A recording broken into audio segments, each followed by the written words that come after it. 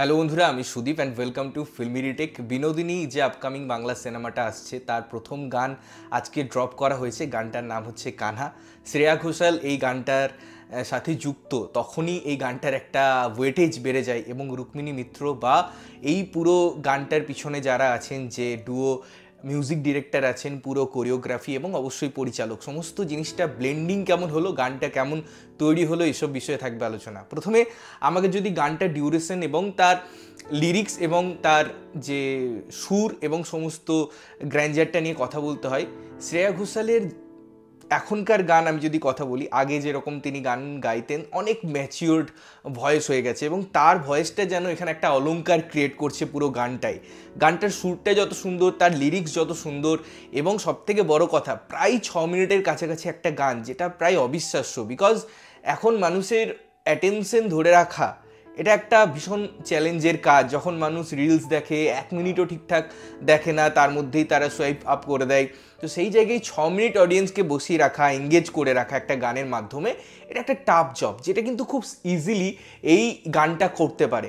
আমি যেমন সারেঙ্গির ইউজ দেখছি, আমি যেমন মিউজিক্যালি একটা জার্নি দেখছি, তার সাথে যে ডান্সের যে পুরো অ্যাম্বিয়েন্সটা ক্রিয়েট হতে দেখছি, সেগুলো প্রত্যেকটা জিনিস আমার মনে হয় দারুণভাবে এক্সিকিউটেড হয় এবং এই সিনেমাটাকে খুব সুন্দরভাবে রিপ্রেজেন্ট করে। এবারে যদি বলি রুক্মিণী মৈত্রর কথা, দারুণ, মানে এরকম গ্ল্যামার টলিউডে, এরকম গ্ল্যামার তার পুরো ক্যারেক্টারটাই তিনি যেভাবে উপস্থাপনা করেছেন, যেভাবে স্টেপগুলোকে তিনি প্রেজেন্ট করেছেন এবং এক্সপ্রেশনের মাধ্যমে সেই পুরো জিনিসগুলোকে, এগুলো আমার মনে হয় রুক্মিণী মৈত্র ছাড়া এই ক্যারেক্টারটা আমি ভাবতে পারছি না। রিসেন্ট টাইমের অ্যাক্ট্রেসদের আমি যদি কথা বলি, তো দারুণ রুক্মিণী মিত্র কাজ করেছেন, দারুণভাবে তাকে প্রেজেন্ট করা হয়েছে এবং তিনি সেইটাকে খুব সুন্দরভাবে ক্যারি করেছেন। যে ড্রেসের কম্বিনেশন রেড অ্যান্ড হোয়াইট, তার সাথে পুরো ব্যাকগ্রাউন্ড, ইনফ্যাক্ট মিরের প্রেজেন্স, সমস্ত জিনিসগুলো আমার মনে হয় খুব সুন্দরভাবে ব্লেন্ড হয়, খুব সুন্দরভাবে উপস্থাপিত হয়, যার ফলে পুরো গানটার একটা অডিও এবং ভিজুয়াল সিঙ্ক নিয়ে আমরা যখন কথা বলি বা যখন সেটা দেখি,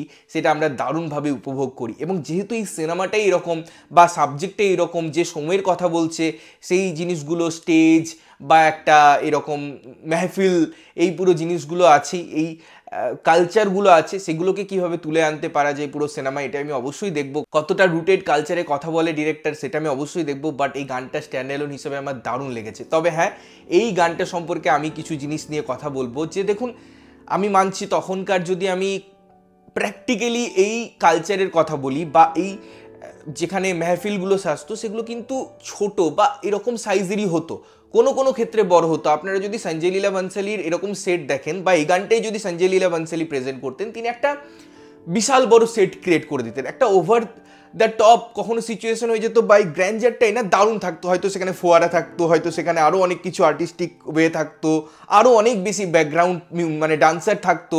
তার ফলে না এই গানটার একটা আলাদা ওয়েটেজ ক্রিয়েট হতো। বাট লিমিটেড বাজেট, লিমিটেড রিসোর্সের মধ্যে আমার মনে হয় যে জায়গাটা তৈরি করতে পেরেছেন পরিচালক, সেটা ভালো। কিন্তু এটাই আবার না, কোথাও গিয়ে যখন আমরা এই গানটার সাথে বা এই রকম প্রেজেন্টেশন এখন যেভাবে দেখি, সেই জায়গায় কোথাও গিয়ে মনে হচ্ছে একটু খামতি থাকছে।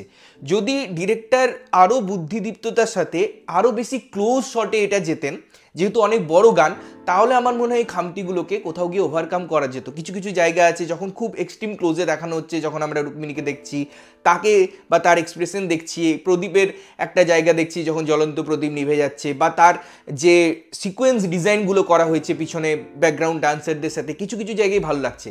তো আমি যদি মিড শটে বা আমি যদি একটা ওয়াইড শটে যাচ্ছি, সেটার থেকেও বেশি আমি যখন এক্সট্রিম ক্লোজ বা ক্লোজে নিয়ে যাচ্ছি না ব্যাপারটা, যতগুলো ফ্রেম আপনারা দেখবেন সেগুলো খুব ভালো। কারণ যেহেতু এটা একটা বড় লার্জ সেট নেই, তাই কোথাও গিয়ে একটা একটা মনে হচ্ছে যেন বেঁধে দেওয়া হয়েছে তাদেরকে, তাদের ওইটুকু জায়গার মধ্যে আবদ্ধ করে দেওয়া হয়েছে। এটা আমাদের মনে হতো না যদি আমরা এরকম বড় বড় স্কেল না দেখতাম, এরকম বড় বড় প্রেজেন্টেশন এখনকার দিনে না দেখতাম। আমি মানছি অনেক এক্সকিউজ থাকতে পারে, অনেক জিনিস থাকতে পারে, সেগুলোকে আমি মাথায় রেখেই কথাটা বলছি।